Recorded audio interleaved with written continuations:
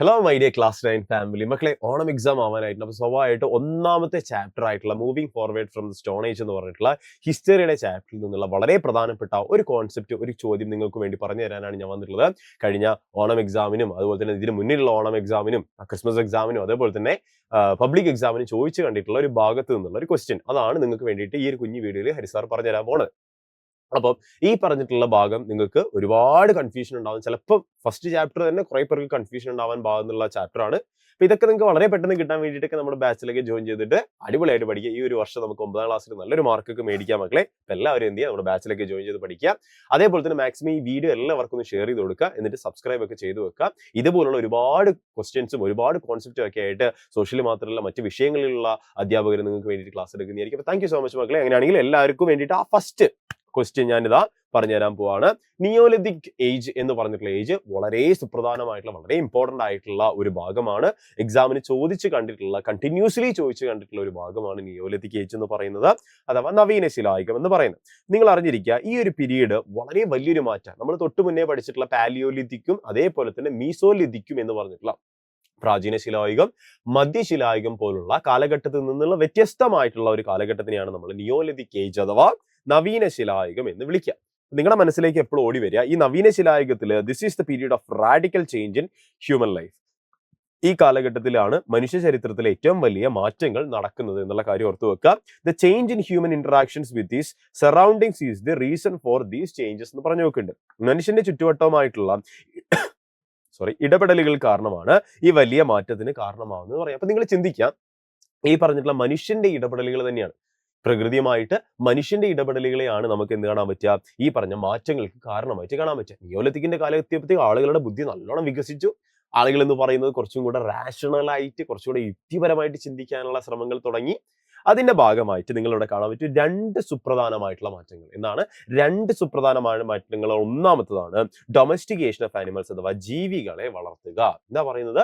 ജീവികളെ വളർത്തുക. അപ്പൊ നിങ്ങൾ ചിന്തിക്കും, സാർ ജീവികളെ വളർത്തുക ആക്ച്വലി മധ്യശിലായുഗ കാലഘട്ടത്തിൽ തന്നെ ആരംഭിച്ചിട്ടില്ലേ? അങ്ങനെയല്ല മക്കളെ. ഈ പറഞ്ഞിട്ടുള്ള അതിന്റെ പൂർണ്ണതയിൽ, അതിന്റെ കംപ്ലീറ്റ്നെസ് നമുക്ക് എവിടെ കാണാൻ പറ്റുക? നിയോലിതിക് റവല്യൂഷൻ അഥവാ നിയോലിതിക് വിപ്ലവം എന്നൊക്കെ വിളിക്കുന്ന ആ ഒരു കാലഘട്ടത്തിലാണ് ഡൊമസ്റ്റിക്കേഷൻ ഓഫ് ആനിമൽസ് എന്ന് പറഞ്ഞ സാധനം, അതായത് ജീവികളെ വളർത്തുക എന്ന് പറഞ്ഞിട്ടുള്ള സംഭവമൊക്കെ കുറച്ചും കൂടെ നന്നായിട്ട് കാണാൻ പറ്റുക. ആളുകളുടെ ആവശ്യത്തിന് വേണ്ടിയിട്ട് എന്ത് ചെയ്തു? ഈ പറഞ്ഞിട്ടുള്ള പശുവിനെയും ആടിനെയും കോഴീനെയും ഒക്കെ എന്ത് ചെയ്തു? പോറ്റാൻ തുടങ്ങി. നെക്സ്റ്റ് ആണ് ബിഗിനിങ് ഓഫ് അഗ്രികൾച്ചർ. ആളുകൾക്ക് തോന്നി ഇനി പെർമനന്റ് ആയിട്ട് ജീവിക്കാം, ഒരു സൊസൈറ്റി ക്രിയേറ്റ് ചെയ്യാം, ആളുകൾ ഒന്നിച്ച് താമസിക്കാം എന്നുള്ളൊരു ആശയം, പെർമനന്റ് സെറ്റിൽമെന്റ്, സ്ഥിരമായിട്ടുള്ള വാസം എന്ന് പറഞ്ഞൊരു ആശയമൊക്കെ ഈ ഒരു കാലഘട്ടത്തിൽ ഉണ്ടാകുമ്പോൾ അവർക്ക് ഭക്ഷണം എന്ന് പറഞ്ഞ സാധനത്തിന്റെ നെസസിറ്റി, അതായത് ആവശ്യം വന്നു. ആ ആവശ്യം നിറവേറ്റാൻ വേണ്ടിയിട്ട് അവർ കണ്ടിട്ടുള്ള കുറെ കാര്യങ്ങളുണ്ട്. വിത്ത് വീഴുമ്പോൾ ഈ പറഞ്ഞിട്ടുള്ള പ്ലാന്റ് ഉണ്ടായി വരുന്നതൊക്കെ അവർ കണ്ടിട്ടുണ്ട്, സസ്യങ്ങൾ ഉണ്ടായി വരുന്നതൊക്കെ കണ്ടിട്ടുണ്ട്. അപ്പൊ അവരെന്ത് ചെയ്തു? അവർ കഴിച്ച് അവര് ഭക്ഷണം, അവർക്ക് അങ്ങനെയാണല്ലോ മനസ്സിലാക്കി എടുക്കാൻ പറ്റും. ഇത് കൃഷിയായിട്ട് അവർ സ്റ്റാർട്ട് ചെയ്തെന്ന് പറയാൻ പറ്റില്ല. ആക്ച്വലി അവരെന്ത് ചെയ്തു? ചെറിയ ചെറിയ വിത്തുകളൊക്കെ പാകി അതിൽ നിന്ന് പതുക്കെ പതുക്കെ എന്ത് സംഭവിച്ചു? ഈ പറഞ്ഞ വിളകളൊക്കെ ഉണ്ടാവുന്നത് അവർ കണ്ട് മനസ്സിലാക്കി പഠിക്കുകയൊക്കെ ചെയ്തിട്ടാണ് പതുക്കെ എന്തുണ്ടാവുന്നത്? Beginning of agriculture. അതല്ലാണ്ട് ഇപ്പൊ ഉള്ള പോലെ കപ്പകൃഷി, വാഴകൃഷി പോലുള്ള കൃഷിയൊന്നും അല്ല അന്ന് ഉണ്ടായിരുന്നത്. ആക്ച്വലി അവർ ചെറിയ ചെറിയ ചെറിയ കാട്ടുവൃക്ഷങ്ങളും സസ്യങ്ങളും ഈ പറഞ്ഞ ഫലങ്ങളൊക്കെയാണ് എന്ത് ചെയ്തിട്ടുള്ളത്? തുടക്കകാലങ്ങളിൽ കണ്ടിട്ടുള്ളത്. അപ്പൊ ഈ പറഞ്ഞ രണ്ട് മാറ്റങ്ങളാണ് മനുഷ്യന്റെ ജീവിതത്തിലെ വളരെ പ്രധാനപ്പെട്ട സുപ്രധാനമായിട്ടുള്ള മാറ്റങ്ങളായിട്ട് കൺസിഡർ ചെയ്യുന്നത്. അതാണ് ഞാൻ തൊട്ടു മുന്നേ പറഞ്ഞൊരു പോയിന്റ്. ഈ കാലഘട്ടം നിയോലിതിക് റവല്യൂഷൻ അഥവാ നിയോലിതിക് വിപ്ലവം എന്നുള്ള പേരും കൂടെ അറിയപ്പെടുന്നുണ്ട്. ഇനി ഈ പറഞ്ഞിട്ടുള്ള ക്യാരക്ടറിസ്റ്റിക്സ് എന്താ നോക്കാം നമുക്ക്. നിയോലിതിക് കാലഘട്ടത്തില്, ഈ കാലഘട്ടത്തിൽ പോളിഷ്ഡ് സ്റ്റോൺ ടൂൾസ് എന്ന് പറഞ്ഞ സാധനം ഉണ്ട്. അതായത് ചെത്തിമിനുക്കിയ മൂർച്ചയേറിയ കല്ലുകൾ നമുക്ക് എവിടെ കാണാൻ പറ്റും? ഈ പറഞ്ഞ നിയോലിതിക് ഏജ് അഥവാ നവീന ശിലായുഗത്തിൽ കാണാൻ പറ്റും. മുന്നേ ഉള്ള കാലഘട്ടങ്ങളെ അപേക്ഷിച്ച് നോക്കുകയാണെങ്കിൽ നിയോലിതിക് കാലഘട്ടം എന്ന് പറയുന്നത് കുറച്ചും കൂടെ സൊഫിസ്റ്റിക്കേറ്റഡ് ആയിട്ടുള്ള, പോളിഷ്ഡ് ആയിട്ടുള്ള, മൂർച്ചയേറിയ കല്ലുകളാണ് അവർ ഉപയോഗിക്കാൻ തുടങ്ങിയത്. ഇനി agriculture was there main livelihood എന്ന് പറയുന്നത് കൃഷിയായിരുന്നു അവരുടെ പ്രധാനപ്പെട്ട തൊഴിൽ രീതി എന്ന് പറയുന്നത്. കൃഷിയാണ് പിന്നീട് എന്ത് ചെയ്തത്? അവരുടെ ജീവിതത്തിൽ മുന്നോട്ട് നയിച്ചിട്ടുള്ള പ്രധാനപ്പെട്ട ഘടകം എന്ന് പറഞ്ഞിട്ടുള്ള സാധനം. ഇനി ഈ പറഞ്ഞ നിയോ എന്ന് പറഞ്ഞു കഴിഞ്ഞാൽ ന്യൂ എന്നാണ് അർത്ഥം, പുതിയത് എന്നാണ് അർത്ഥം. ലിതിക് എന്ന് പറഞ്ഞു കഴിഞ്ഞാൽ സ്റ്റോൺ എന്നാണ് അർത്ഥം.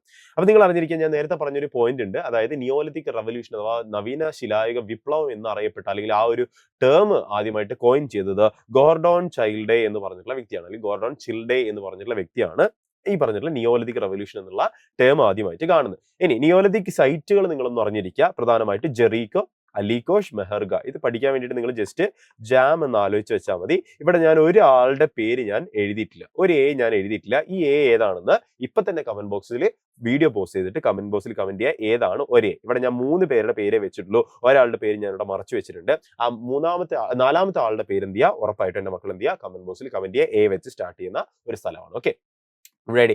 ഇനി ഇതിന്റെ പ്രധാനപ്പെട്ട സവിശേഷതകൾ നിങ്ങൾ ജസ്റ്റ് ഒന്ന് അറിഞ്ഞിരിക്കുക. പോപ്പുലേഷൻ ഗ്രോത്ത് അഥവാ ജനസംഖ്യ വർധനവ് നമുക്ക് കാണാൻ പറ്റും ഈ കാലഘട്ടത്തിൽ. ആളുകൾ സ്ഥിരമായിട്ട് താമസിക്കുന്നതിന്റെ ഭാഗമായിട്ട് മനുഷ്യാധിവാസ കേന്ദ്രങ്ങൾ ഉണ്ടായ വർധനവ്, അതായത് ആളുകൾ കൂട്ടത്തോടെ താമസിക്കാൻ തുടങ്ങിയപ്പോൾ സ്വാഭാവികമായിട്ട് അതിലേക്ക് കാരണമായി സെറ്റിൽമെന്റ് കൂടാനുള്ള കാരണമായി എന്ന് പറഞ്ഞു വെക്കുന്നുണ്ട്. അതായത് മനുഷ്യാധിവാസ കേന്ദ്രങ്ങൾ കൂടി എന്ന് പറഞ്ഞു വെക്കുന്നുണ്ട്. അതിനുശേഷം കോംപ്ലക്സ് ആയിട്ട് സോഷ്യൽ ഓർഗനൈസേഷൻ, ആളുകൾ കൂടുന്നതിനനുസരിച്ചിട്ട് ഒരു സാമൂഹ്യ വ്യവസ്ഥിതി അവിടെ ഉണ്ടായി വരികയാണ്. ഓക്കെ, ഈ സാമൂഹ്യ വ്യവസ്ഥിതി അല്ലെങ്കിൽ സാമൂഹ്യ സംഘടന എന്ന് പറയുമ്പോൾ ഓരോരുത്തർക്ക് ഇന്ന ഡ്യൂട്ടി അല്ലെങ്കിൽ ഇന്ന പദവി എന്നൊക്കെ പറഞ്ഞിട്ടുള്ള ഒരു കോംപ്ലക്സ് ആയിട്ടുള്ള സാമൂഹ്യ സംഘാടനം അവിടെ സംഭവിക്കുകയാണ്.